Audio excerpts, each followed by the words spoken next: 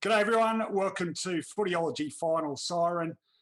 Glad you could join us instead of that other event going on in Tokyo at the moment. Who wants to watch an Olympic ceremony in front of no crowd anyway? Bit flat. You'll have much more fun here and a lot more entertainment, I'd suggest, as we wrap up Port Adelaide's 28-point victory over Collingwood at Marvel Stadium. We'll run through the scores and details in a moment, but this is all about answering your questions. Anything about tonight's game? Port Adelaide, they win, but how well did they win? Are they a genuine premiership chance? Collingwood, how does their future look? Magpie fans, tell us your thoughts. A lot of inexperience in that team tonight. I think it was 7 players with 10 or fewer games to their name. So they're really blooding the youngsters. I think they've played more debutants this year than any other side. So Magpie fans, tell us your thoughts about your team's future. Anything else? Doesn't have to be about Port Adelaide, Collingwood, anything else going on in the footy world you'd like to discuss. As I say, very good evening to my Footyology Final Siren co-host, Mark Fine. What'd you make of it tonight, Finey? Oh, well, I've watched more intense games of Friday night football road, but job done for Port Adelaide, and it really looked like they were there just to get the 4 points and not much else whenever they were challenged by those upstarts, the kids from Collingwood. And there was a bit of challenge, and there wasn't there, getting to within 9 points in the last quarter.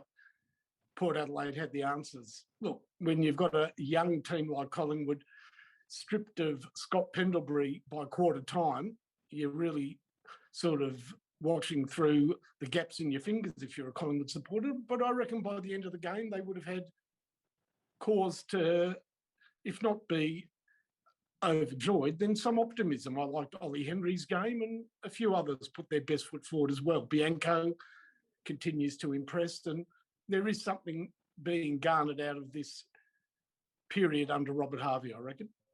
Yeah, I don't mind Bianco at all. I think he's got a bit of class about him. And, of course, Josh Dacos, we've seen a bit of over the last couple of years. Nick Dacos to come, the much vaunted Nick Dacos. So not without some decent prospects on the horizon.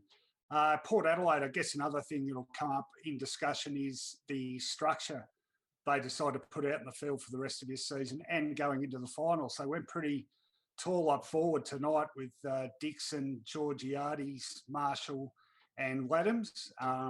You'd have to say it worked to an extent. Dixon and Marshall, 7 goals between them. Laddams with another couple. So that's worth throwing up on the table too, I think. But anything you would like to talk about, send your questions in and we will rip through them. While you're doing that, let's check out the scores and details from tonight. So fairly subdued start to this game. Collingwood certainly looked pretty decent early. They had 2 goals on the board in under 4 minutes, actually, through Myercheck and Elliott.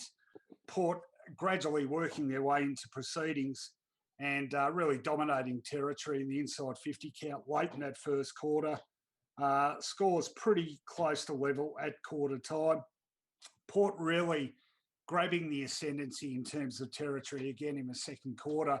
Didn't really reflect on the scoreboard. 4 goals for the quarter. They did hold the Magpies goalless. So they took a 19-point lead into halftime. Third quarter, probably the most entertaining quarter of this match, 5 goals each. And just when you thought Port was going to go on to a crushing win, the Pies managed to work their way back into proceedings. A run of 3 goals there in about 5 minutes to Myercheck, Cox and Cameron.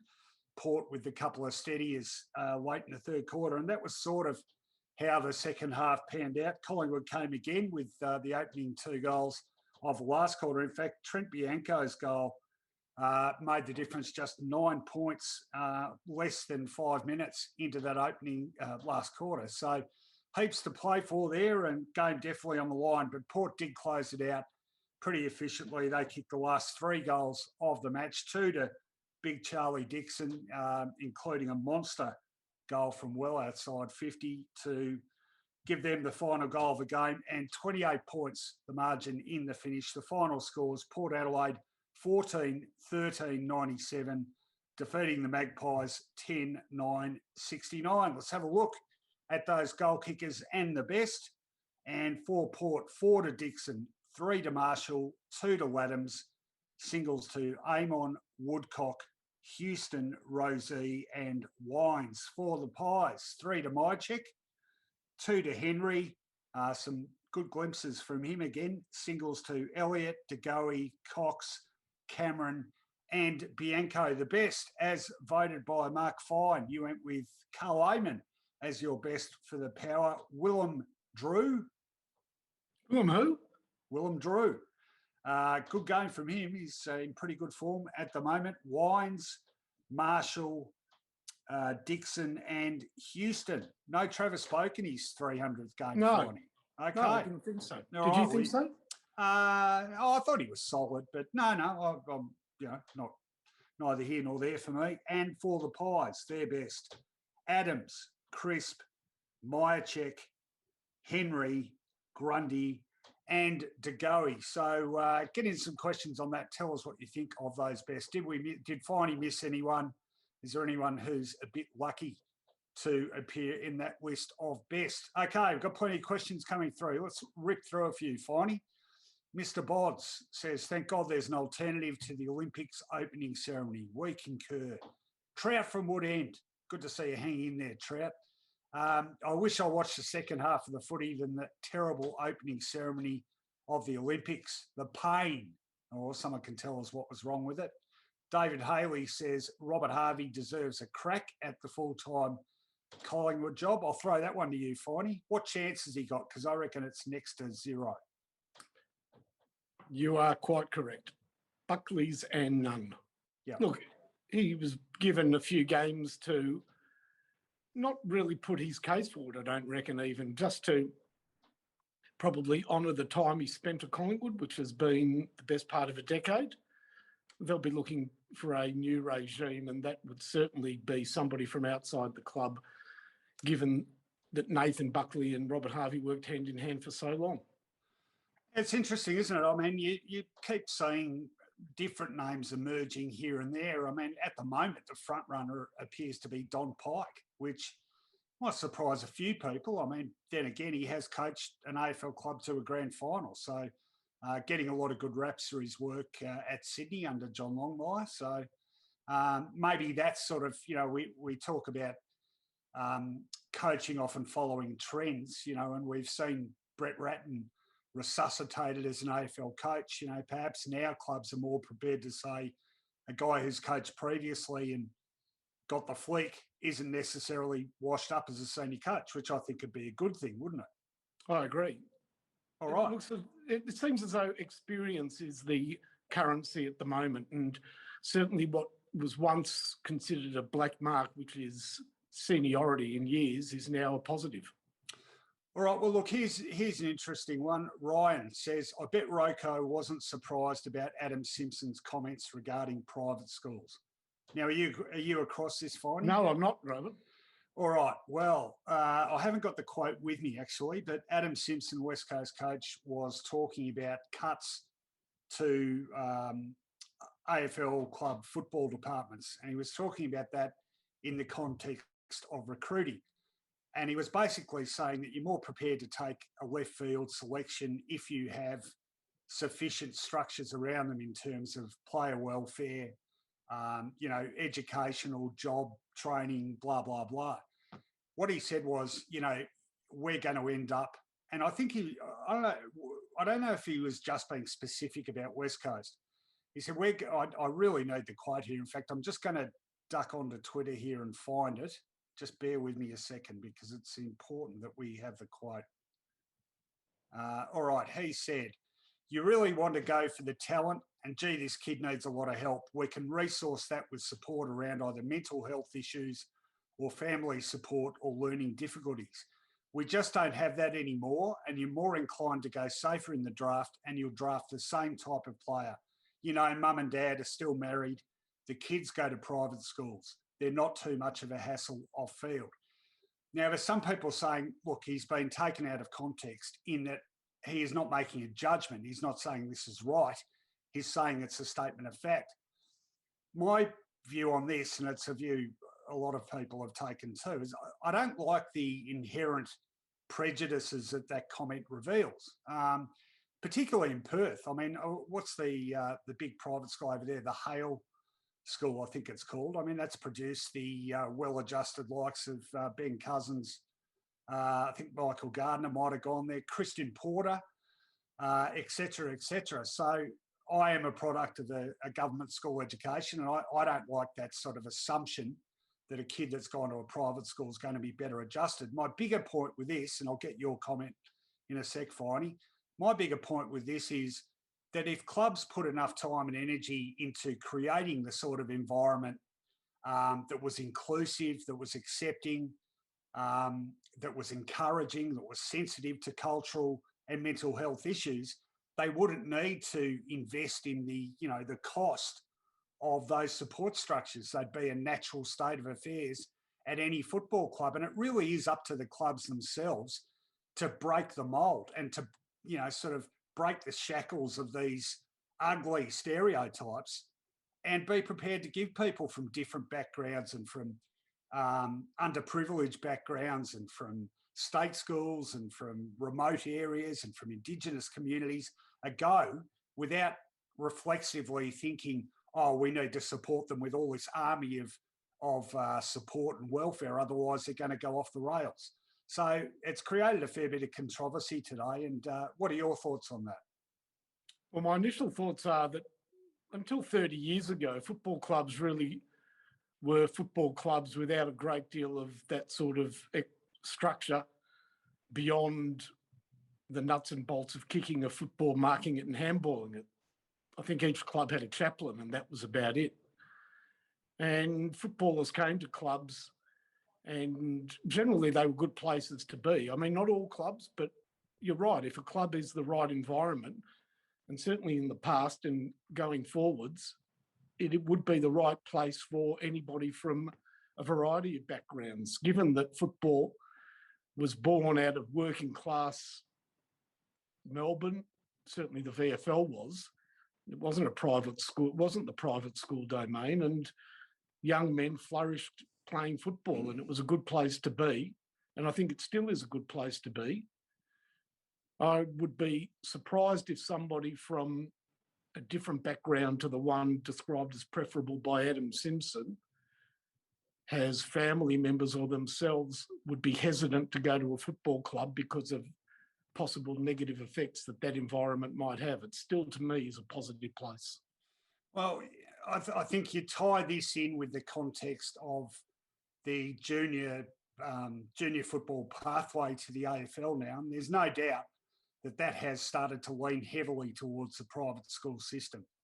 And certain people that have sort of become more invested with that under-18 competition, i.e. Craig Kelly, I think have perhaps exacerbated that prejudice. And Jake Niall wrote a great piece about this a while back now, I think the summer before last. But the numbers speak for themselves. We're seeing now Indigenous kids given scholarships to rich private schools and they're drafted from there. Why should that have to happen? Why can't the game or AFL development invest enough in those Indigenous communities so players can come straight from there to an AFL club and we don't have to further feather the nest of an education system that is already, I think, disturbingly unequal between the haves and the have-nots? That's a good point. And it would be an opportunity for the entire community to benefit from having a youngster who is capable of playing at the top level, both boys and girls. You're right. I got a feeling that some of these scholarships are feel-good stories for private schools that have more to do with their overall standing and image in the community and being part of a woke society than their real standing and their real positioning with those communities. That being said, my children go to Wesley College, or I've had children at Wesley. I've got one there at the moment, and they've got a long-standing relationship with a community in Western Australia that has nothing to do with sport and everything to do with cross-cultural learnings. Yeah, well, that's good, isn't it? And I'm not, look, it's very touchy subject, the whole thing about education and private schools, and our views on it tend to reflect our own personal experience. I don't have a problem per se with private schools. I do have a problem with the amount of government schools that are underfunded and the amount of government schools that don't have adequate sports programs because they don't have the resources to devote to them. I can speak to that, Rowan, because I had two girls. My girls went to Wesley, my boys went to Glenora College. Yeah. There's virtually no sport at Glenora College. Well, doesn't that underline what I'm saying? 100%. Save what they can scrape together, on the asphalt that surrounds the school, which is some pretty competitive basketball matches, don't get me wrong. But as far as grounds, football teams, I didn't see any of it. Whereas, of course, Wesley College is drowning in such facilities. Right, well, it's an interesting debate. We'll see what comes of that, but let's move on for now. Trout, again, says in the first half tonight, so many poor turnovers, seems to be happening a lot since the bye. Have you noticed it? Oh, look, I think I'm noticing on a general level, skills disappoint me, and it's easy to sort of make the excuse about the greater pressure being applied to players with the football now. But, the lack of ability of players to kick on both feet now, I think, is a real worry. You don't see enough guys now that can kick naturally on either foot. I think decision-making is not, I just think we're perhaps, and again, it's all just observation, isn't it? But I think we're tending to produce more players who are athletically gifted without necessarily having natural football talent. How do you see that? You know what my gut feel is watching football this year, and I don't bow to any statistics on this, but I feel as though marking is back and marking is important, and teams are structuring up to have the ball marked in the forward line by tall forwards, and that there has been a return to the kick mark game in that regard.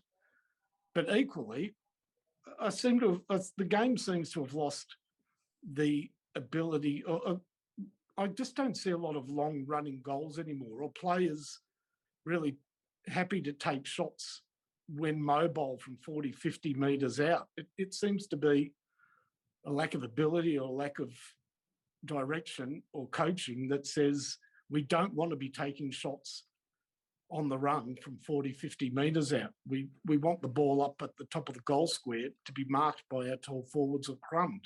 Which is sort of funny because over the last, I think now 6 weeks, the game kicking for goal has been as bad as it's ever been at any time in the game. The accuracy rates over that period have been as bad as we've seen. So I would, I think you're right. And I think, that's all good in theory. But if the guy who you give the ball to in a better position 25 metres out is they're going to miss, that sort of defeats the purpose a bit, I would have thought. Yeah, and are a lot of balls that are being kicked up to the top of the square just being forced through and punched through for points comfortably by defences? Well, I don't know about that. Maybe someone's got some figures on number of rush behinds this year. All right, here's a comment about Port from Robert Rice. If Port Adelaide can hold on to 4th spot and get Gray, Motlop and Fantasia back for the finals, then I give them a chance. I've got to say, look, it's pretty sort of foolhardy to say this of a team in the top 4, but I just don't see them on the same level as the 3 teams above them, and potentially even 1 or 2 below them. And maybe, like I look at Sydney, for example, they're in 6th spot, but I look at the sort of footy they're playing at the moment and the upside left in them, and I would back them over Port. I know Port beat them, but they did beat them in Adelaide and by a kick and a bit. It's just, Port just seemed to me to be the sort of archetypal side that is good enough to get to a certain level. They consistently beat the teams they should. I think it's something like 18 or 19 opponents now beneath them on the ladder that they've beaten in a row. But they've been consistently unable to beat the teams above them. They had that win earlier this year over Richmond. But even then, I think Richmond was struggling a bit with injury. I just can't see them doing that, particularly away from home, for 3 weeks of the finals campaign. Do you? I agree. I don't think that their midfield's deep enough, Rowan. Yeah. No, something in that. Johnson Von Trapp from New York. New York. Pies fans should be going full digger tonight. We were crucified. Do you think they were crucified, Finey? No, I tell you what, there was one piece of play where I reckon it was Travis Boak. The ball went up in the Collingwood forward line, and before Mychek went for the mark, he just pulled him out of the contest. It looked like he dragged him out by the side. But it was ridiculous. And Boak ended up getting a free kick in 50 metres. And if I was a Collingwood supporter, I still would have been yelling about the first bit. Actually, I will say this. I'll individualise. I think Jordan Roughhead was crucified tonight. He just... Oh, yeah. He got pushed in the back twice, clearly. Well, yeah, and the second time was really blatant by Dixon. And then there was that one where he got the handball away and got pinged for holding the ball for some reason. What the hell was that about? Yeah, just because he's awkward. I don't know. They just seem to take a real dislike to him. So, yeah, look, I think there's something in that. Not crucifixion, but I think they certainly got the rougher end of the deal in terms of those 50-50 calls tonight. Did you feel the game was played differently by the two teams? Like Collingwood were really sort of intense and trying hard, and the kids were throwing themselves into it. And Port, just whenever they wanted to, just sort of flicked the ball around and kicked it up to a tall forward as though, yeah, we'll just kick a couple of goals now. It was a pity that the team who played the less intense brand of football won the game, but they did.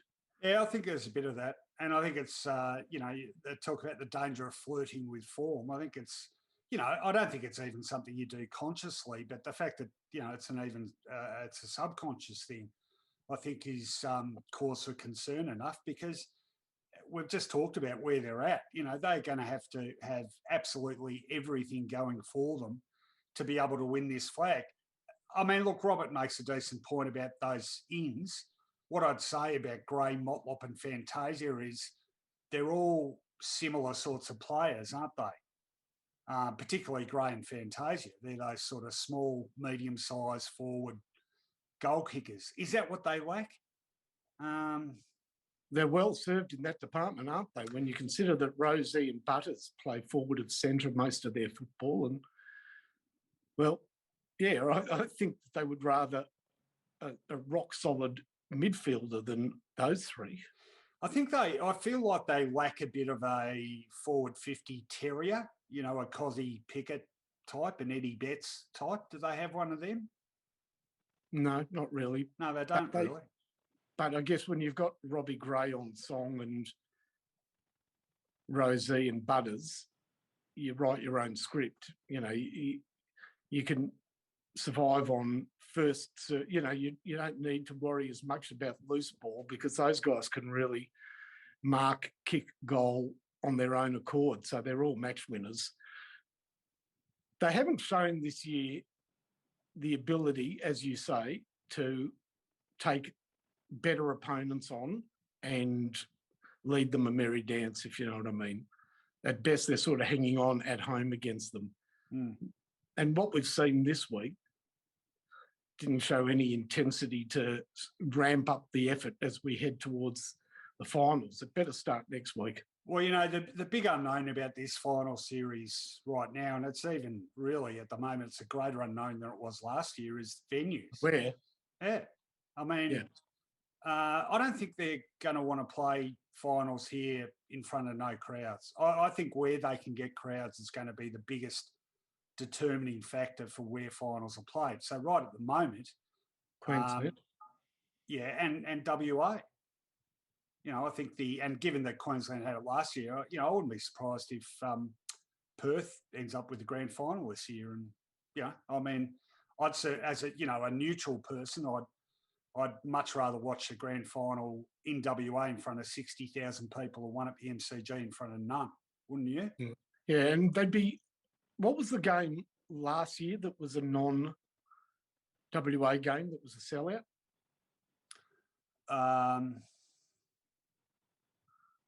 I'm not sure. Grand Collingwood final? Geelong? No, there was a game. Oh, sorry. You meant a game in Perth. Yeah, they sold it out. No, that was a Dreamtime game this year, Essendon Richmond. Oh, Essendon Richmond. Yeah, that would, I think, be all the encouragement the AFL needs to play the finals in Perth, Ron. Yeah. Oh, look, it's a fantastic venue. There's no doubt about that. And it's, it's a traditional football state. I don't have an issue with that at all. And it works perfectly with their bye at the end of the season, because that way every team can go over there that's in the finals, they can quarantine and get on with the business. Yeah, right at the moment. And don't worry, the WA government's sort of putting the feelers out. You'd think it's a pretty reasonable prospect at the moment. A. Mills says Cox, the sub, makes no sense. Well, it certainly restricts the amount you can do with the sub, doesn't it? Doesn't exactly add to your run, which is what most people want with their sub, that sort of fresh injection of legs. I reckon they should have taken a punt and seeing Pendlebury was subbed out. They should have subbed Cox into his position. I wanted to see Cox ruck roving. On ball, just at the drop of the ball. Well, he's not taking any marks. Might as well get him running around and seeing what he can do. Yeah, no, it's a weird one. I don't know. I'm trying. I can't think of all the medical subs we've had this year, but I dare say, 99% of them would have been sort of more versatile running players, wouldn't they? Guys that can run a bit. I mean, you have to. I remember when we first had the sub, not the medical sub. Remember the first time we ever had the sub? Yeah.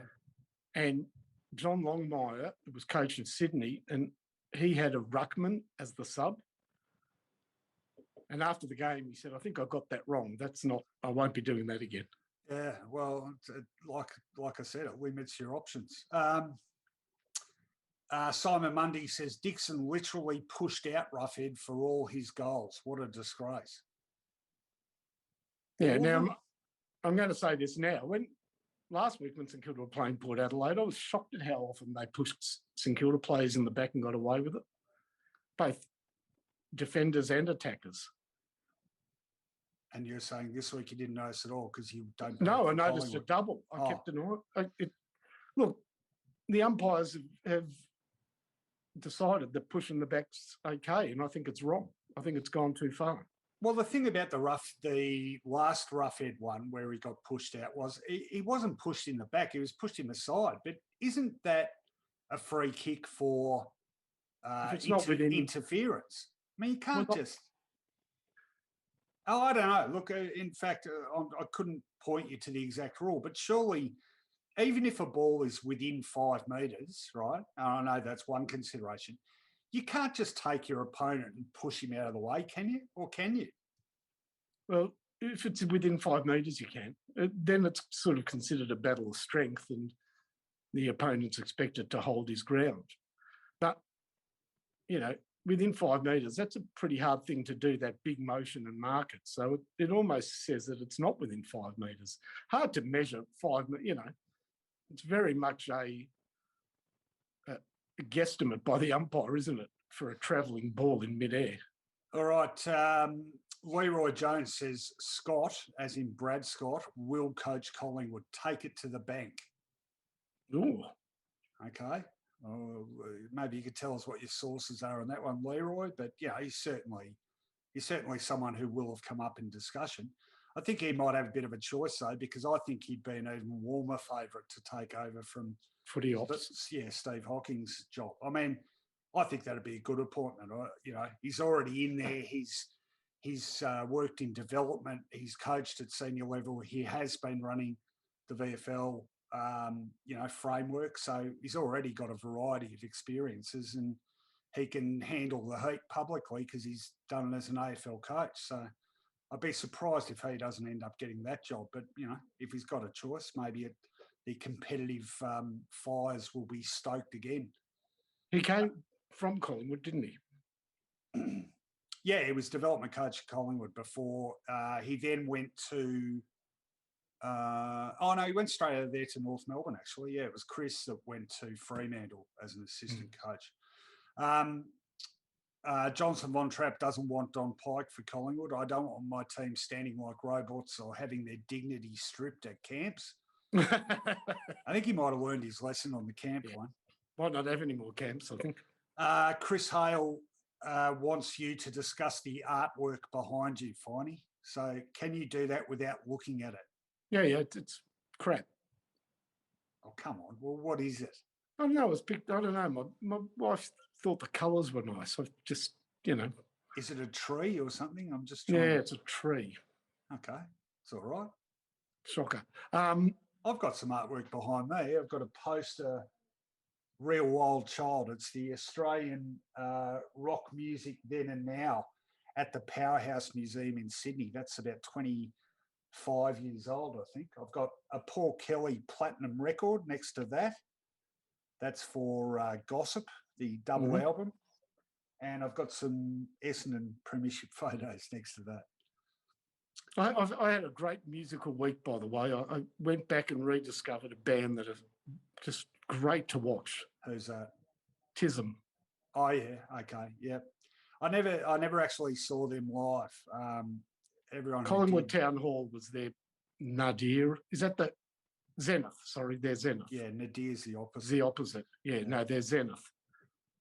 Yeah, with the greatest rendition of Old Man River. Oh yeah, he'll never be an old. He'll never be an old man, you know. Yes, they were pretty fun. Ron Hitler Barassi, the frontman. Yep. All right, let's keep moving. We've got a few people weighing in on the school discussion.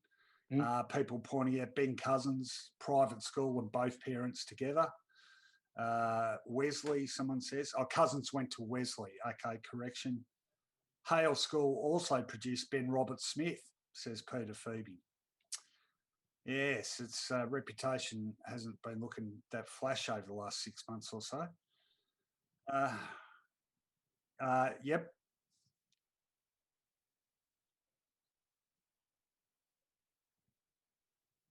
Newsflash from Damon Jackman, our roving reporter.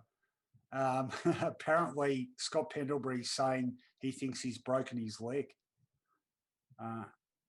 He did. I remember. I was going to say, I think he broke his leg in about 2009. Missed out in the final from memory. So that's unfortunate, isn't it? Terrible. They've done it tough this year. Obviously, that'll be the end of his season. All right. A lot of people weighing in on the school stuff. Okay, sorry, I'm just scrolling down a few here. Craig Dave W. Smith. Which one of those names is actually yours? How did you think the Collingwood kids went tonight without Pendles and Adams for a large part of it? Finey? Oh, Adams was there, I thought. Yeah, he went off late. Pretty late. Yeah. I thought they were very good. I really, as I said, Ollie Henry looks likely as a forward after a few false starts. I think we've been impressed by Bianco. Polls up. You've got to remind yourself he's only a first-year player. He's been omnipresent. He's faded a bit, hasn't he? Like his first year games were really impressive. Yeah, but he's sort of part of the team. There's Rusco. You know what? Rusco looked all right back of the ball. I don't know about Rusco. Like they were wrapping him up tonight, and he did some decent things. I must say, when I've seen him previously, I thought, oh, this guy's he's a bit of a battler, but maybe I haven't given him enough credit. It's hard to play forward in a team that's struggling, but he played behind centre tonight, and I thought that worked okay. Tohill looked like he's probably not ready for league footy, young Irish boy. Yeah, he struggled early, didn't he? At first possession was the intercept, wasn't it, to Rosie or Butters, who missed. Yeah. Yeah, he was nervous. How do you reckon Ginnivan went? Hard to pronounce. Well, it's definitely a hard G. I read that yesterday. Ginnivan? Yeah. Okay. No, he didn't do much. That's okay. All right, here's an interesting one because I've seen this question asked a fair bit. Chris Hale says, as a Port supporter, how much longer do we give Hinkley, who's yet to take Port to a grand final after 9 years? Surely that's the bare minimum for 2021, which doesn't look likely, to be honest. There is a feeling among Port supporters that Hinkley gets an easy ride of it from the media, doesn't get put under the same pressure as some of his contemporaries do. Look, I would say this, that, I mean, given that they were on top of the ladder all last season, missed out in a grand final by a kick, you would have to say, you know, anything less than that this year is a downturn, isn't it? I feel like the chairman or the president or whatever cockshee is, he loves him. Yeah, he's put him under a bit of heat a few times. Yeah, but always stands by him, I think. I think he's a performing coach. You've got to realise that there's not a, I don't feel as though that there's a group of, coaches in waiting that are knocking down the door saying that we should be coaching at the moment. So it's one thing to ask a coach to step aside. It's another thing to have a replacement who's as good as him. Yeah, I'm just trying to think about the whole. Look, he certainly started with a bang, didn't he? I mean, they were really struggling for a number of years. He got them to second week of the finals year one, got them to a preliminary final year two. They then had that downturn, sort of came back into the finals, down again, and then last year, like they haven't been far off. I give him points for embracing the injection of youth into that side. Yeah, that's correct. That's, I think, the best thing. Not only did they go to the draft and invest heavily in it before 2009, was it 2020 or 19 that they went there? And not only did they invest heavily in it, but he supported that investment and now has quite a precocious group of young 20s. And I think it was the 18 draft. I think this is the third season for. Yeah, that's what I feel it is. And I think he's played that hand very well. Those players are all self-assured. They've played a lot of football, and let me tell you, on the open market, Butters, Rosie, Dersma, Georgiades, all of them would have huge value. So he really has taken raw product and got something immense out of them in terms of player value and value to the club. You've got to keep the bloke that does that on, don't you? Well, I get your answer to the question depends on how you see that list of players. So people who think, he's run his race or he's had his chance or whatever must be thinking that list isn't performing as well as it should. That's where I disagree, because I think the list is good. I don't think it's great, I think there's a number of players there who they've got terrific performances from who have done really well. I mean, look at the back line, for example, the likes of Cleary and Jonas and, you had Hartlett there before him, Matthew Broadbent, guys like this. They've had guys holding that defence together who have been far from stars or not seen as stars, and yet they've been pretty solid performers over a number of years. I don't think that's necessarily a star-studded playing list, and I look at their performances and go, geez, they should be doing better than that, which to me suggests that, the guys taking them to a preliminary final last year, at the moment, however unimpressed we might be with their flag prospects, they are a top four side.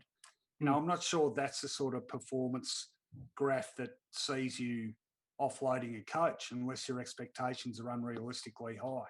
That's how I see it. Yeah, I agree. I think they just need a few more dynamic footballers. Like you say, Cleary, Jonas, Trent McKenzie, Ryan Burton. They're not really dynamic footballers, and they just need a little bit more of that sort of play. Speed, X factor, and another midfielder or two. Yeah, well, so I was thinking about Motlop and Gray. You could say Motlop adds that, but, I'm not sure how old Stephen Motlop is now, but he's sort of on the downward slope, you would have thought. And similar with Gray, as fantastic a player as he's been, you can't rely on Robbie Gray to be producing what he was, 4 or 5 years ago. No, so, but Motlop and Gray, they need more of that upfield, because as you get a sense with Fantasia as well, and even with the early years of Rosie and Butters, it's all with the goals in sight. They need some of that dynamism further afield, away from their own goals. Yeah, no, I think that's a fair comment. People pointing out the sub you were talking about for Sydney was Mark Seeby. Correct, it was Mark Seeby. Yeah, a couple of people pointing that out. Yeah, it was. And he rued it, did Longmire. Ryan says, have you guys seen it? Well, Finey won't because he's never on Twitter. Have you seen the Twitter account? Has the umpire made a mistake? Yes, I have, Ryan, and I've had dialogue with him. I've had a couple of stoushes with him too over the odd political issue, but I don't think I've muted or blocked him yet. So he performs. I don't know who he is, but he performs a decent public service.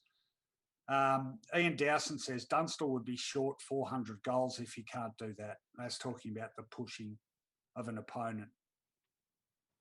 All right. Thanks. 1138 says you have to explain to us what that username's about. If the AFL's serious about getting Gold Coast viable, they'll shoehorn Clarko in there. Actually, just before you comment on that, did you see Clarko's press conference today, Finey? No, I didn't see anything today, right? Okay. All right. Well, we'll let you off. But Clarkson did his press conference today and spoke unprompted for about 15 minutes about his own situation, talked about his personal life, talked about how the impact of the loss of his older brother in a car accident, and he talked about the death of his brother-in-law through cancer about 10 years ago. And this was all in the context of, loyalty and integrity being important to him, and he will honour his contract. And, we've had this discussion and we discussed it again on the podcast on Wednesday. And I think we both agree on this, that we think that it'll pan out how Hawthorn are saying it'll pan out, and that a lot of media is suggesting otherwise are basically barracking for the sexier story. Yep. You agree with that? No, I agree. I think you've got a person who's made it very clear that he's going to serve out his contract, and I think Clarko's word is his bond. Well, it's his brand, isn't it? Yep. No, I certainly, and I think he's less ego-driven than a lot of his contemporaries as well, to be honest. Yeah, I agree. I think it's true to himself rather than the image that he portrays or is seen to be by others. He answers to himself first. All right, Stephen Batty says Hinkley has had his chances, got to go, and he follows it up with Jared Schofield or Brett Montgomery are ready to go to replace Hinkley. Interesting. Does it have to be someone who's been connected with Port Adelaide? I wouldn't have thought so. How about Adam Kingsley? Well, yeah, he's now. Where did I see him? Oh, I saw him being pushed forward as a contender for Collingwood. Actually, I mean, he would now be pretty sure he'd be the longest-serving assistant coach in the system. Started in an assistant coaching role with Port in, I think, 2007. It was that long ago. Yeah, had a long time at St Kilda. Yeah, it was, and he's been at Richmond since 2019. So I think he had 2 or 3 years at Port. Yep. About 10 at St Kilda, and since 2019 at Richmond. In fact, I sat in the St Kilda box for a game in 2015, and one of my memories is the seniority which was bestowed upon him. Like after Richo, he didn't tend to say that much. Kingsley was the guy sort of very much in control of the situation. So, he's very highly regarded in coaching circles. I know that. Thanks, 1138 says Ross Lyon likes ready-made lists, Port Adelaide. Interesting. Yeah, I think we've gone beyond what Ross likes. It's whether clubs like Ross. Yeah. Well, he's still being thrown around in discussions about Collingwood. Yep. I think his stocks have fallen significantly, haven't they? Because of the last couple of years at Freo, perhaps. Yeah, and that wasn't just on field. No, that's true. But even on field, actually, I mean, they talked a lot about rebuilding, but did they actually rebuild? I thought that was always debatable. I'd also, pretty alarming the way they fell away so quickly after 2015. I mean, they finished 2015 on top of the ladder, went out in the preliminary final, and then they lost, the first 10 games of 2016. And then, 5 seconds later, they're talking about being in a rebuild. How does that happen after you've, that always struck me as pretty odd. So Liam Northover says Hinkley is the best car salesman in the comp. Oh, that's tough. Christopher says the youth was a product of Davies more than Hinkley, to be fair. Oh, I was talking about Chris Davies, the football manager. Yeah, fair enough. He also says, so he got a shot at a rebuild without any runs on the board. Hinkley talking about, and at the start of his coaching career, yeah, he did. Yeah, I'm surprised that there's strong feeling against him. No, there is. I've noticed that among Port supporters. Surprising to me. Well, we Footyology ran a piece by James Rosewarne last week about Port and a bit of a defence of Hinkley, really. And there was a fair bit of blowback to it. I think Port people are pretty frustrated about being around the mark without being able to go much further. But gee, I mean, they've gone down and come up again, and the upswing has only been, this is sort of year 3 of it. So you have to have a bit of patience. Yep. All right, Craig again says, is Rockcliffe the missing midfielder, or is he finished? Oh, no, he's finished. Really? Yeah. I mean, wasn't he a regular in the side earlier in the season? No. Okay. Hasn't played this year. All right. Wasn't he pretty decent last year? Just trying to remember. Hang on. Excuse me. Just trying to remember where he had some. Yeah, he had some good numbers last year, but quickly demoted back to the Sandford. Then he got injured in the Sandford. Then he got deep vein thrombosis in the Sandford. Then he got suspended in the Sandford. Maybe I'm thinking of the year before. No, he finished 8th in the best and fairest last year. Yeah, but he was quickly back in the Sandford this year. His numbers, unfortunately, don't seem to get him his raw numbers look great, but obviously he doesn't do enough two-way running because he gets dropped on big numbers. All right. Yeah, no, we're certainly out of favour at the moment. Leroy says Dersman to come back also. He did come back, Leroy. He played tonight. Yeah, he played tonight. Clarko to Port 2023, says Christopher. Well, he has been an assistant coach there, hasn't he? He knows the lay of the land. Thanks 1138 says, he's explaining his username. It's a dystopian George Lucas sci-fi movie from before Star Wars, a cult classic. Ask Andrea. Andrea, of course, being my daughter, the film reviewer. Thanks 1138. She'll be glad you referenced her. In fact, if you like Andrea Connolly's film and TV criticism, she's written. Actually, you'd like this show, Finey. You'd be a Monty for it. An Irish gangster drama called Love Hate. Oh, yeah. Which it's a few years old, apparently, but she's absolutely loving it. Apparently, there's an issue getting access to it on streaming. It's pretty hard to get because some seasons are here and others are elsewhere and whatever. But no, she's a huge rep for it. Anyway, that piece is up today on Footyology, so check it out.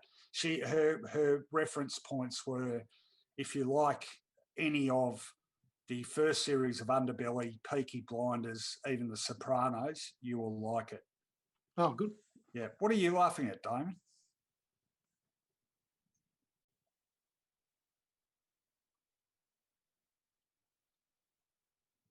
Oh yeah, sorry. Dan Finch is getting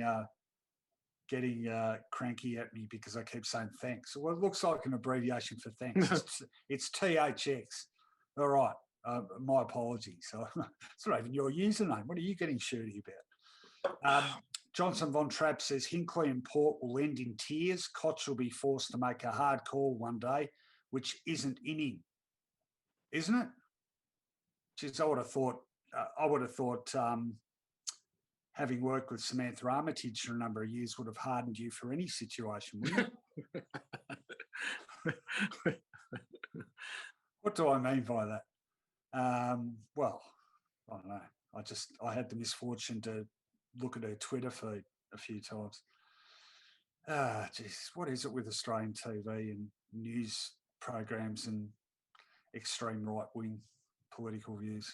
Anyway, 9 years, a lot of patience, says Stephen Batty. He agrees with you on Rockcliffe. As much as I love Rockcliffe, he's done, sucks. Johnson Von Trapp, are clubs vaccinating players? Yeah, well, actually, no, that's a good question. I'm not sure I've seen anything about that. I'm getting a shot on Sunday. Oh, that's good. They may not be. No, they're probably not in the eligible group yet. I mean, they're probably falling about younger age bracket that are still waiting. Yep. I'll tell you what, just on this, one thing I am a bit dirty about is, did you get AstraZeneca? No, I was supposed to, and then the week I was going to get it, I got a call from my doctor saying we're off. That was the 50 to 59-year-old week. Yeah, see, I mean, I'm dirty on that. I mean, if I'd have waited I got my shot at the end of May, and at that time, the advice was anyone over 50 get AstraZeneca. Fine, I went and did it, and then a month ago, suddenly it's anyone over 60 should get AstraZeneca. Then, and look, I mean, anecdotally, AstraZeneca's fine. I think the vast bulk of people in Great Britain who've been vaccinated have had AstraZeneca, but it sort of annoys me. And the advice keeps changing on the window between shots. Like, it's a 12-week window. So I'm not due for my second shot until the end of August. And, we've come this far. I'll be buggered if I'm going to catch it now. So it sort of makes me not want to go outside or have contact with anyone, really, which, to be honest, probably means I won't be changing my lifestyle a bit. But, like the changing advice, people have made really important decisions dependent upon the advice. And incidentally, just so the PM's address on the National Cabinet tonight, he comes out to do a press conference about the meeting of the National Cabinet and says, I don't discuss what the National Cabinet discussed. So what are you holding the press conference for? Then he references, of all people, Kyle Sandilands. Anyway, all right, Suds McDuff says, Hamish and Bruce managed to insert horse racing references into the opening ceremony coverage. Interesting. Maybe they were talking about the Japan Cup or something. All right, Johnson Von Trapp, prolific tonight, Andrew. Koch needs stability. It's all about his image. Actually, who is his Sunrise co-host now? I've lost track. Don't know. Well, I don't watch it, but is it someone tell us Kochi's co-host? Oh, it'd be Pauline Hanson, wouldn't it? I know she's not right-wing enough for Channel 7. Sorry, I forgot. Anyhow, so I was supposed to get AstraZeneca. Yeah. But now I'm getting Dylan Fitzner. Dylan Fitzner, very good. Oh, well, that's good. Well, that means you get it's only like a 3-week wait, isn't it, between the first and second shot with Pfizer? I don't know. I got a notification. I've got to be at the convention centre at 11 a.m. for my shot on Sunday.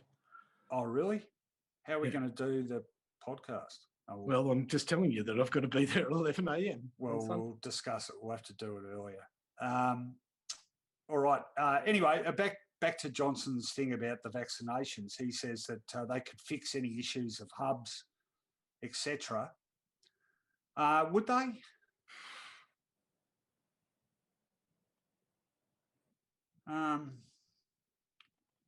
Yeah, I don't know. I mean, they'd still be playing in front of Yeah, the idea is that they want to play. They want to play in front of a crowd. So yeah, the playing body is deemed safe. It's the crowd that's the problem. Natalie Barr is, thanks, Robert. Natalie Barr is Kochi's co-host. Leroy wants to know, that's me. Did you get crook after getting the shot? No, I didn't. I'll tell you what did happen. Again, I'm not sure if it was just how my lifestyle these days or what, but I went and got the shot. I felt fine. but I did have a bit of a afternoon snooze after I got it. And I did, I think I slept a fair bit. And I'm told, I read the other day from someone that had the second shot that you just like for a couple of days afterwards, all you want to do is sleep. So there are worse side effects. I've heard of a couple of people that had, soreness at the site of the injection. I didn't get that. Some people had headaches. I didn't get that. So it's pretty minimal, whatever it is. So anyway, all good. And even one shot, I think of AstraZeneca reduces your chances of getting it by about 50%. The second shot takes you up to about 80%, I think. All right, let's keep going. Stephen Batty is in New Zealand. We only have Pfizer here in NZ, so happy with that. Yeah, well, New Zealand government, not for the first time, showing up its Australian equivalent. We sort of got used to that. Cameron Demand says, thoughts on Adam Simpson's comments? Yeah, we spoke about it right at the top of the show, Cameron. So if you want to, after we're finished, if you want to go back and have a look right at the start of the program, actually, it was the first thing we talked about, really, and I think it was an interesting discussion. Stephen got pretty sick for a couple of days. Yeah, well, I mean, different people react in different ways. Geez, our audience just spiked by about 50, almost 200 people at the moment. What's going on? Geez, the Tokyo thing must really suck. We should have done our own opening ceremony, Finey. What could we have done? I should have got. Yeah, I could have got. What's her name? Something Webster. The redhead girl. Nikki Webster. Should have got Nikki Webster to dangle from a thing on the roof here. Although I could have got Tim Webster to dangle. Yeah, I saw an interview with Nikki Webster recently. You sort of lose track of time, don't you? How old was she then? She's 8 or 9 or something. So she's nearly 30. Well, she is 30, and she's got kids. And anyway, it's pretty amazing what she did, I suppose. Those are the days, weren't they? What a simpler time that was. Do you know, speaking about simpler and happier times, Tom Morris of Fox Footy and Fox Sports wrote a really good piece yesterday about the Essendon North Melbourne comeback game in 2001. Spoke to a whole lot of people involved with it, both players and coaches and stuff. I got quoted in it, Finey, a piece I wrote in the lead up, got quoted. But my favourite story about that is one of the greatest days of my life. I got to cover my team coming back from a 69-point deficit to win. Wrote the match report I had to write, and then walked from the MCG press box down Swan Street to the Corner Hotel, where I watched the Mark of Cain play one of the great gigs of all time. What a fan. I remember as we stumbled out at about 1 a.m. that night saying, that was a pretty bloody good day. Anyway, it's a great read, so check it out. The funny thing, actually, Tom didn't mention with that piece, I'm not having a go at him here, but that was really Essendon's last hurrah. Someone posted a grab of the commentary at the end of the game, and Gary Lyon was on 3AW, and they're all going mad about it. And he says, this is the greatest team of all time. And that gave them, I think, 14 wins from 16 games. Of course, the previous season, they'd won 24 or 25. So at that stage, they had won 38 of 41 games. And from that moment, they went 5-4 for the rest of the season. They lost the next week. In fact, I think they lost the next 2. And they won a final, lost the grand final, of course, to Brisbane, but never, ever got anywhere near that level of football again, either that season or subsequent weeks. So it's interesting. It's sort of, like their absolute high point as a football team was effectively their last hurrah. THX 1138 wants to know if I spilt coffee on Lethal Lee at that game too. No, fortunately not. I don't think I would have survived a second assault on his chest. Stanier on drums, asked Leroy. Yes, he was. And that's John Stanier. sorry, we're talking about music fever. John Stanier, of course, Finey, as you know, the drummer for Helmet. Helmet broke up in 98 and Stanier went and played with the Mark of Cain. As you do. And he was wonderful. I'll tell you what, Finey, you've got to watch this. You look up the song Wilma's Rainbow live, and there is a Helmet doing the song Wilma's Rainbow on the Jon Stewart show. If that isn't the tightest live rendition of a great song you've ever seen on a TV show, it is sensational. Geez, I wish we had the capacity to play grabs and stuff. I'd get Damon to, in fact, I bet Damon's looking it up right now. Have a listen to it, Damon. It'll knock your socks off. And stop doing Supercoach, because you'll make me swear again. Actually, I got away with that pretty lightly last week by comparison. Johnson Von Trapp says, many great... Oh, audience has just gone down to 63, so we lost 2/3 of that. What is going on here? Johnson says, many great days at the footy followed by an epic gig in the 80s, 90s. Couldn't agree more. All right. Look, we're running out of questions, folks. So if there's no more, I think we should start with the tips, Finey. Yep. Have you got a tipping device for us this evening? Yeah, so the team that you tip, you are going to tip a MAC, an MC or an MAC who played for that team. Yep. By giving me a first name. Oh, okay. So first name and MAC, but you're going to try and pick one that is fairly obscure. You know, that the first name will lead you to the surname. So it is gettable. In other words, have a fairly not unique, but an unusual first name, and hopefully that'll make the second name obvious. All right. Okay. Good luck, Damon, explaining that one. And just quickly, Leroy says Leroy's mate Stewie was the drummer for Mark of Cain until he was replaced by John Stanier, but he was okay with it. That's interesting. They have churned through a few drummers. The guy they've got now is called Eli something, but you know, Spinal Tap churned through. I mean, be thankful, Leroy, that he didn't spontaneously combust or choke on someone else's vomit like the drummers in Spinal. You've seen Spinal Tap, haven't you, Fine? Yes, I have. Great movie. All right. Okay. So the tipping device is you have to come up with a Mac who played for the side you're tipping, but only by referring to their first name. So that'll be interesting. Here we go. I'm just calling up the matches for this week. And of course, we have 5 tomorrow. So the first game on the menu, 1:45 p.m. at Marvel Stadium. It is between Carlton and North Melbourne. Okay, I'm kicking us off. Yep. And I'm going with Peter. Peter McConville. Correct. You're going for Carlton. I am going for Carlton. Okay. To our viewers at home, send in your suggestions too. I'll go for Andrew. You're going for Andrew. Mackay. Yep. Of Carlton. Yes. And Dion Stennard went for Andrew as well. Good work, Dion. I know you're good at this game. Robert Rice is going for Dean. McRae. Dean McRae going for North. Or maybe, is there a Carlton one we haven't thought of? No. No, so Robert's going. No, it's a good one, Dean Robert. McRae. No, it's good. Works well. All right. Next game on the card is the Q Clash, which is that at the Gabba? Yes, it is at the Gabba at 3:10 p.m. Eastern Standard Time, Brisbane and Gold Coast. Well, not too many problems here. It's half a side.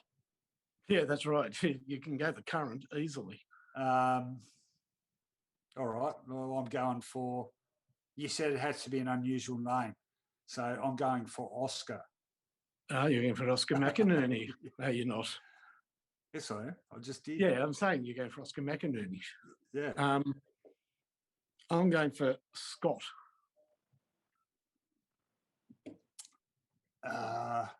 I just sort of Dion Scott for some reason. Scott. Oh, McIver. Yes. So we're both going for Brisbane. Yep. Other viewer suggestions, we've got Ashley McGrath. Yeah, good. Trent. Trent. Oh, Mackenzie, if you're going for Gold Coast. Ah, good one, Johnson. Brendan. Brendan McCartney.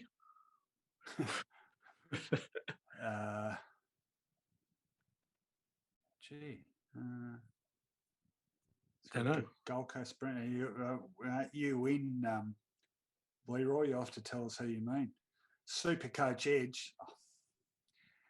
Super. How many aliases have you got? Has served up Bo. Oh, McDonald. Yeah, the Premiership ruckman. He's a Premiership ruckman. I was thinking that. Yeah, I never think touched the ball. Yeah, but I think he only played in one, didn't he? No, he played in two. Got no two. Yeah, I reckon he had no possessions in two. In the first one, he had no possessions and about 20 hit-outs. And in the second one, he did his knee before he could get near the ball. Yeah, okay. Well, that's more than, what's his face? Aaron Keating for Adelaide. Actually, Aaron Keating played in 2 premierships in a week. Played in one for the Crows and then played in one for Norwood the following Saturday. Brendan / Billy, says Leroy. Daniel. McCormack. Billy McCormack, yeah. Daniel. Oh, McStay, isn't it? Yeah, there's Daniel. Yeah. All right, okay, next game. So we're going for Brisbane after all that. Both Hugh, there's not a lot of Hughes getting around. No, there's not. How many Macs have they got now? It's at least 6, isn't it? They've got a lot. McInerney, McLuggage, McStay, McCarthy. Yeah. McRobinson. McKeepwood.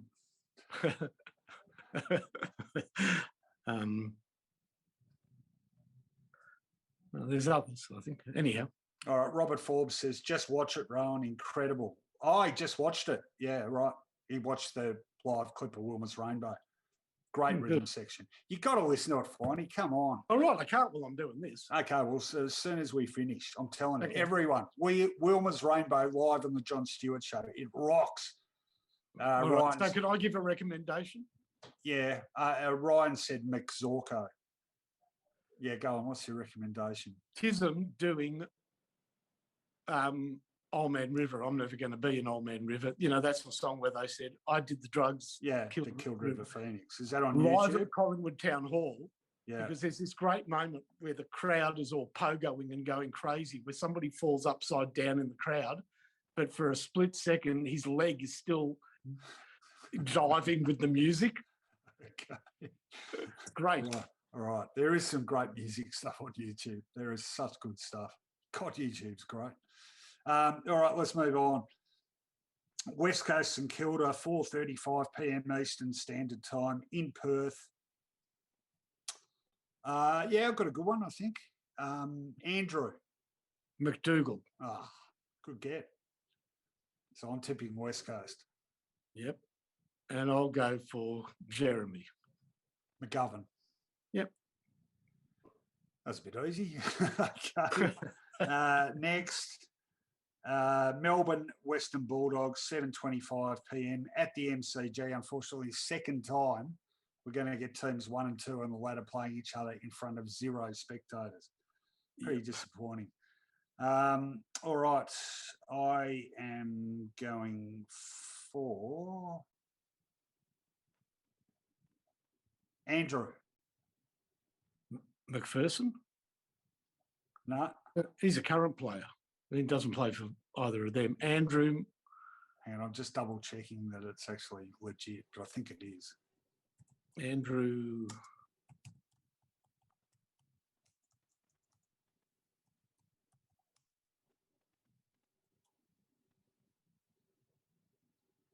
You're not going for Andrew McDougall again, are you? I am. That's a trick answer. Well, not really. He played for the Bulldogs. All right, I'll see if I can think of another one. But in the meantime, you do yours. I'm going for Craig.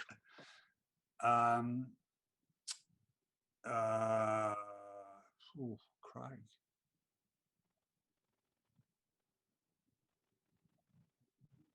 Oh, gee. McKellar. Well done. Yeah. That's exactly who I was going for. His second club. Yep. Yeah, geez, how many? I was thinking about it the other day. How many players sort of went to Melbourne from a first club? I don't know why, but when you said Craig, I thought of Craig Ellis. He went to Melbourne, didn't he, after the Bulldogs? Yeah. You know, what he's famous for. Being a helicopter pilot or so, a pilot and a fashion label.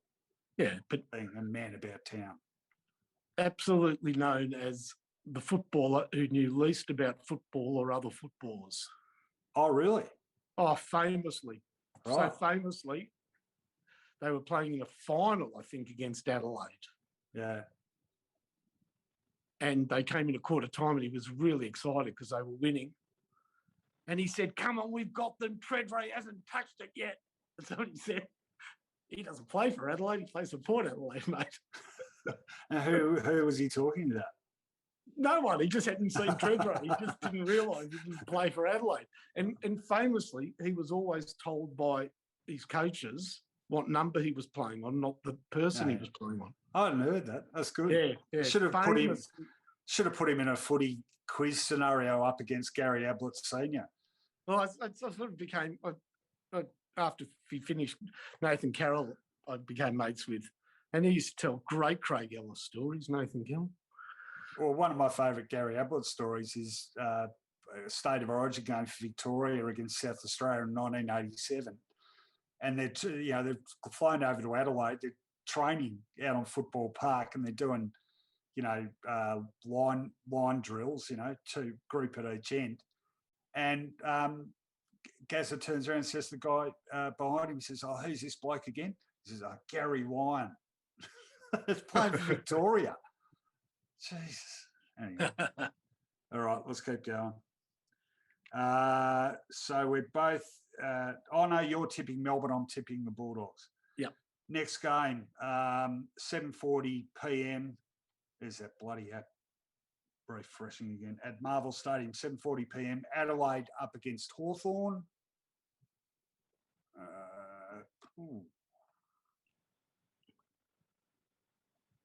Oh, you've got it. Yeah, this is a good one. Luke. McFarlane. Well, no, I wasn't thinking of him, but yeah, I wasn't thinking of him though. McCabe. Yes, number 7.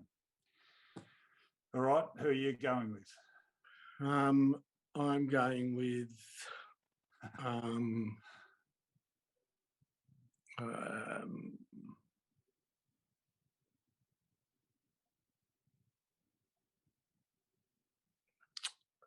Ben. What? Ben. Oh, Ben. Oh, McAvoy. Yep. Yeah. Dion said big boy.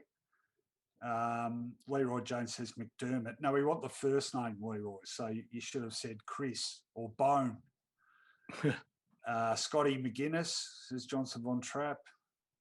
THX says Chris. Oh, McDermott. Yep. So we're right across that one. All right, so we're both going for Hawthorn there. Sunday, 12:30 p.m. Gee, there's been some early games on Sundays. In fact, I watched that Essendon North one. It's first time I've ever watched my side play eating breakfast. It's pretty weird. Sydney playing Fremantle at Metricon Stadium, of course. Yep. All right. I'll go first. All right. Hayden. Hayden or Aiden? Hayden. Hayden.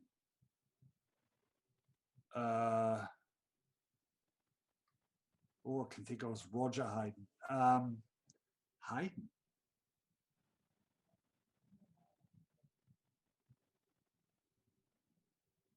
Oh, McLean. No. Isn't he Hayden McLean? Is he? The current Swans players. Oh, Hayden. shit. I think you've got away with that. Yeah, I reckon you have. Bastard. So who are we thinking of? Hayden McAuliffe. When did he play? Here we go. I remember Hayden McAuliffe, I reckon, was in the first pack of footy cards I ever bought. Oh, really? Oh, so Yeah. early 70s. Early 70s. Okay. Leroy, come on, Leroy, you're being silly now, says McMorwood. Darren Mackesy, good one, like it. Yeah. Andrew McGovern, very good. Jeremy's dad. Not a bad player in his own right. Yep. Okay, so I've got a good one, I reckon. Dean. McRae. Yep. Is that the second time I've named him as well? Yeah. Well, he played for North and South. Yeah, that's right. No, well, somebody else named him. And yeah.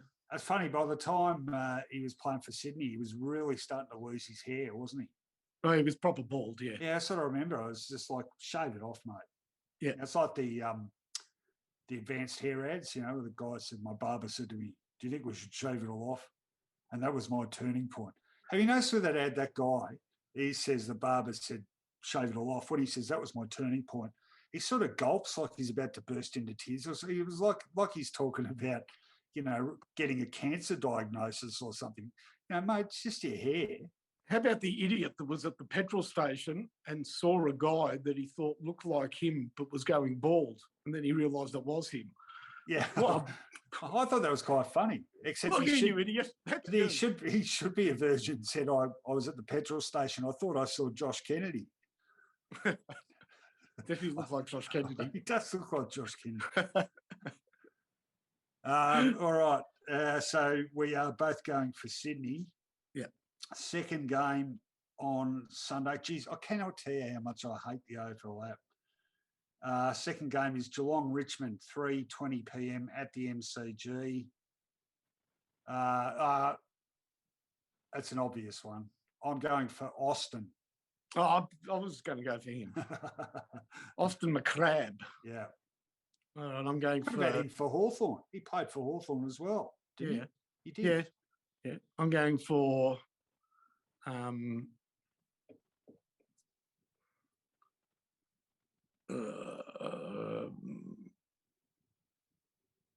Marty. McFly? Why am I? You didn't tip Richmond? No. I was thinking of Marty McMillan. No, yeah, that's a good one, but no. Martin or Marty? Okay. McChristiansen. No, I'll get it. Marty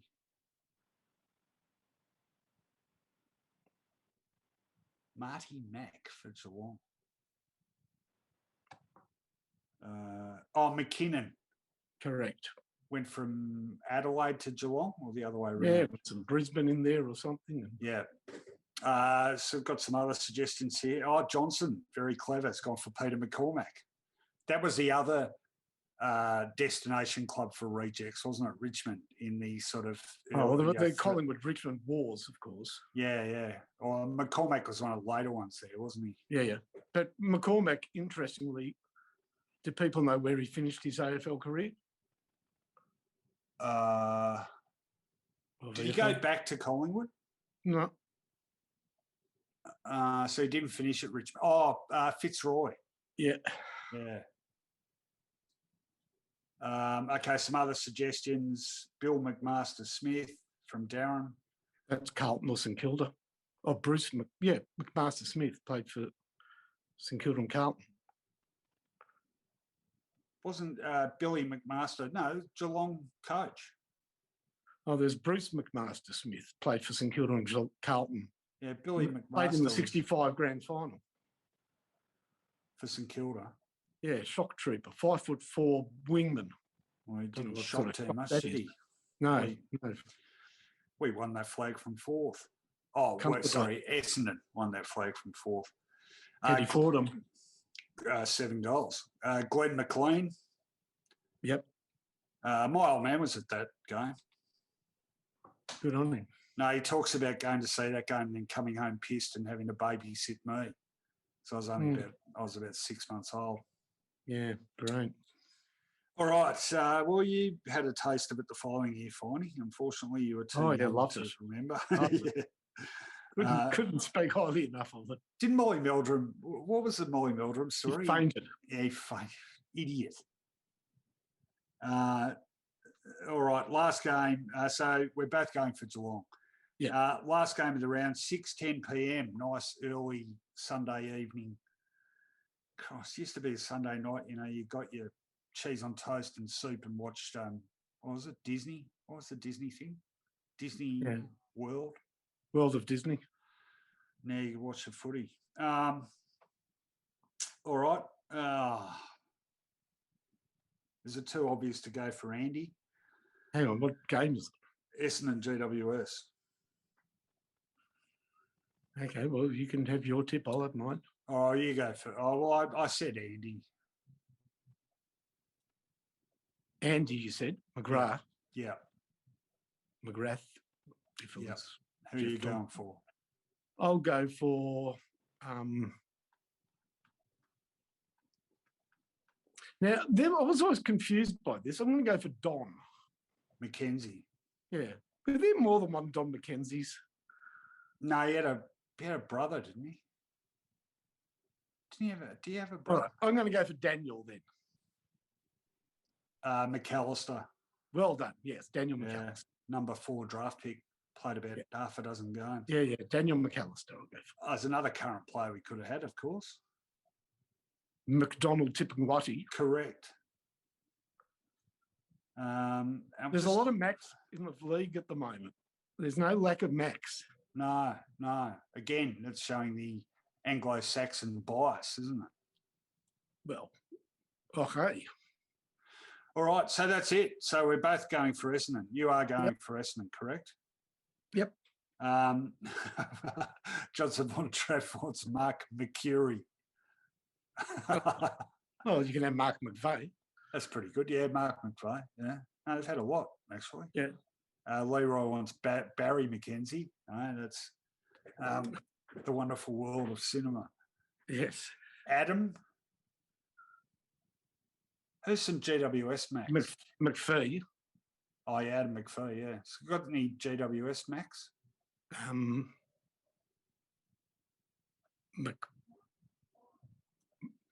Hamish McTavish.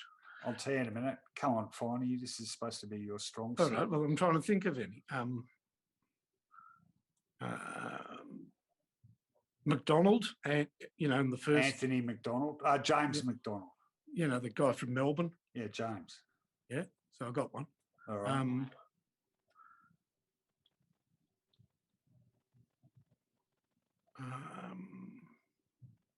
There's one more. There's only one more. Really? Yeah. A short-lived flame on the horizon of goal kicking.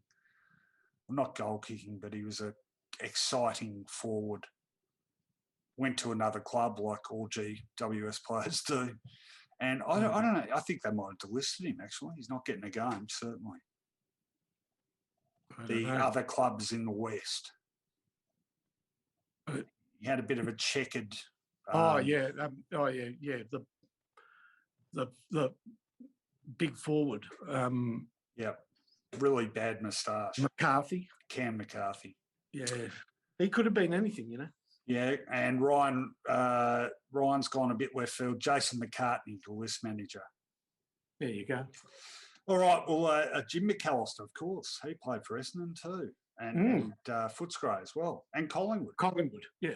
He was a bad backman at 3 different clubs. Well, actually, I remember my memory of him at Collingwood is he was one of the opponents on Paul Salmon early in 1984. Fish kicked about 7 or 8 that day. Ronnie Andrews had to play on him, and then I think Jim McAllister did. I think he had the same experience on Plugger, where he was thrust into some work on Tony Lockett that didn't last very long. Yeah, it wasn't fun. All right, we're going to wrap it up there. Thanks, everyone. Was there a player called McOrist for Collingwood? Ian McOrist, there was, and I think he played in a final in 1972 against your team. Yeah, why I know that? Well done. It scares me that I do, but anyway. Yep. Damon, can you put up a link for Patreon? If you're watching this and you liked it, or you're a regular viewer and you're still not an official Footyology patron, what's holding you back? $7 Australian per month gets you this quality content, this riveting football discussion, the wackiness of our selections every week, the digressions into politics and discussions on the state of the education system. Where else can you get all this? Nowhere, I tell you. So become an official Footyology patron today for $7 Australian per month. No, in all seriousness, it's what we rely on to keep going. So the more people sign up, the longer we can keep this baby operational, and the less likely the chance of me having to solicit ugly drunk men down in St Kilda.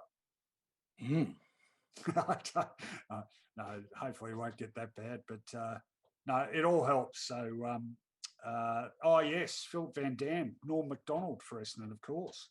First Indigenous footballer at Essendon. Correct. Leroy wants to know who was the Essendon bloke plugger choked. It was Brad McFox. No, it was Brad Fox, Leroy. Yep. Do you know, I have told you I broke that story, Finey. Yeah. He nearly broke his neck. Well, no one knew. It was no one knew about it. It wasn't written, wasn't spoken about. No, it's good. Good you broke. For the Sunday Age too. So he broke it a week after the game. But yeah, he almost died. Johnson Von Trapp says, how many patterns do I have? What do you mean? Oh, Patreons. Sorry. Not enough, Johnson. Not enough to keep this little baby going. No, look, we've got a few. We've got over 200, but the costs continue to increase. I mean, the more we get, the more writers we can take on, the better the content we produce. None of us are getting rich off this, trust me. That's not the way the media operates now. Have a look at the quality of the paintings. Exactly. Damon's just bought his lovely cat. Damon, can you put your cat on camera? Come on, Damon. Damon's got a lovely fluffy, hi Ash, a lovely fluffy white cat. Oh, that's gorgeous. I love cats. Male or female? All right, move it.